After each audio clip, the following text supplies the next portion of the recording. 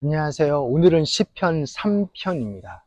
시편 1편과 2편이 시편 전체 인트로덕션과 같았죠. 결국에는 말씀을 묵상하는 자가 가장 복된 자이고, 그는 곧 하나님께서 세우신 왕을 사랑하는 자가 그 복된 사람이다 라고 이야기를 했습니다. 그럼 이제 시편 3편부터는 어떤 이야기가 나오냐면요, 실제로 그 복 있는 사람의 구체적인 예가 나와요. 그 첫 번째 주제로 누가 나오냐면 다윗입니다. 그 유명한 다윗 왕, 다윗 왕이 나오는데, 다윗의 그러면 어떠한 모습이 처음으로 나올까요? 왕으로서 막 승리하면서 쫙 달려가는 이야기가 나올까요? 근데 첫 번째 이야기는 뭐냐면, 여기 부제에도 써 있는데요, 다윗이 아들 압살롬에게 쫓길 때에 지은 시. 참 어떻게 보면 조금 창피하죠. 네, 다윗이 아들한테 쫓길 때 그런 일이 있었습니다. 네, 인생에 가장 비참했을 때에 적은 시, 왕인데 왕에서 쫓겨나가지고 그때의 적은 시를 이 말씀을 묵상하는 사람의 가장 첫 번째 모습으로 보여주는 겁니다. 근데 사실 그렇습니다. 인생의 가장 어려운 순간 때에 사실 말씀을 묵상하고 하나님께 달려가고 결국 무엇을 얻어요? 구원을 얻죠. 그래서 이 시편 전체는 인생의 가장 어려운 시기 가운데 하나님의 구원하는, 그게 시편의 이야기고 곧 우리의 인생의 이야기다, 곧 신자들의 삶이다라는 것을 사실은 보여주는 겁니다. 우리 그 장면 우리 함께 한번 들어가 보겠습니다. 다윗이 이렇게 고백합니다. 주님, 나를 대적하는 이들이 어찌 이렇게도 많습니까? 나를 치려고 일어서는 자들이 어찌 이렇게도 많습니까? 하필 그게 아들이었어요. 아들과 다윗을 시기 질투했던 많은 사람들. 나를 빗대어 하나님도 너를 돕지 않는다 하고 빈정대는 자들이 어찌 이렇게도 많습니까? 네, 하나님도 너를 안 도우잖아. 이게 가장 큰 공격이죠. 나는 그동안 하나님을 섬기는 사람으로, 하나님을 믿는 사람으로 교회 열심히 다니고 하나님 믿고 그렇게 살았는데 그 하나님을 의심하게 하는 거예요. 그 하나님이 별거 없다라고 이야기를 하는 겁니다. 그러니까 얼마나 힘들겠어요.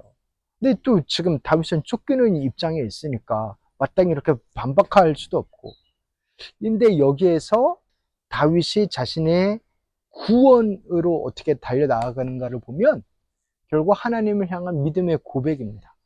그 뭐냐면 말씀 묵상한, 평소에 말씀 묵상한 게 그를 살리는 거예요. 3절에 그러나 주님은 나를 에워싸주는 방패, 나의 영광, 나의 머리를 들게 하시는 분이시니 내가 주님을 바라보며 소리 높여 부르짖을 때에 주님께서는 그 거룩한 산에서 응답하여 주십니다. 이게 평소에 다윗이 알았던 하나님이고 다윗이 평소에 노래했던 하나님이고, 주는 나의 방패입니다. 나의 산성, 나의 주님은 나의 방패, 주님은 나의 요새, 이렇게 평소에 묵상하고 고백하고 노래했던 그 주님을 다시 붙드는 겁니다. 거기서 살지요. 주님께 부르짖을 때 주님은 응답하십니다. 그렇게 믿음으로 선포합니다. 또 5절에서도 이렇게 고백하죠. 내가 누워 고나게 잠들어도 또다시 깨어나게 되는 것은 주님께서 나를 붙들어 주시기 때문입니다. 조금 분위기가 바뀌죠. 아이고, 왜 이렇게 힘들어요? 왜 이렇게 나를 못 살게 굴고 나를 죽이려는 사람들이 많아요? 하다가 이제는 고나게 잠답니다. 그래서 6절에는 심지어 이렇게 고백합니다.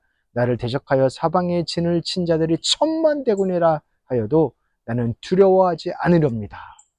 와우, 이게 묵상의 힘입니다. 하나님을 만난 자의 힘입니다. 왕이신 그 하나님을 다시 한번 바라보고 붙드는 믿음으로 사는 자의 정말 놀라운 미라클, 기적이죠. 벌떼처럼 달려드는 적들을 향해서도 두려움이 없습니다. 한숨 푹 자고 일어나서 나는 씩씩합니다 라고 이렇게 고백하는 겁니다.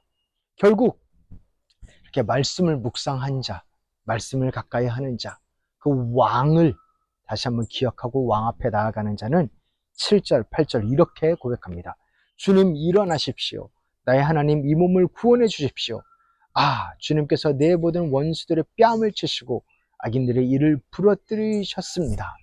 주님 일어나십시오. 주님 이제 좀 하십시오. 구원하십시오. 난 주님이 구원을 하실 수 있다는 것을 믿습니다.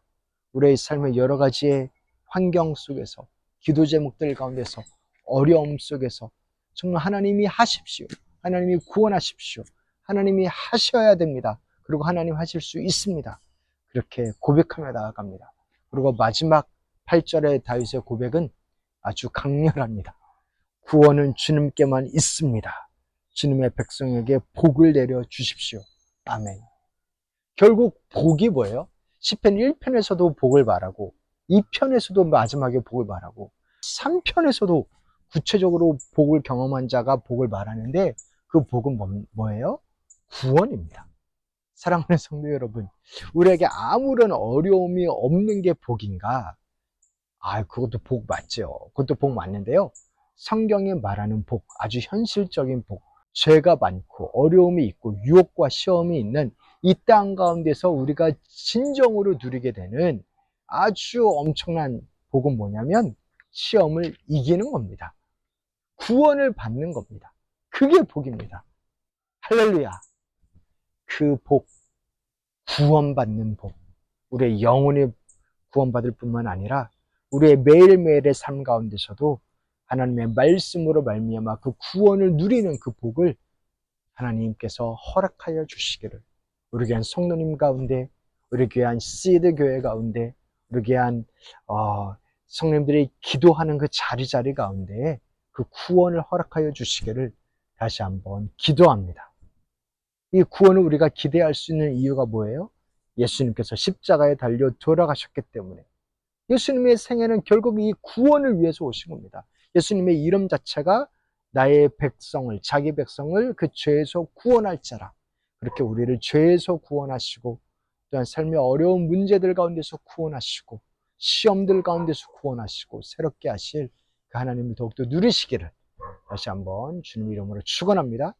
이제는 우리 주 예수 그리스도의 은혜와 하나님 아버지의 사랑과 성령님의 교통하심이 우리를 환난 가운데서, 시험 가운데서, 유혹 가운데서 구원하시는 하나님을 만나며 예수 그리스도 구주, 구세주를 누리며 나아가는 우리 귀한 성령님들 한 분 한 분 가운데 이제부터 영원토록 함께 있을지어다.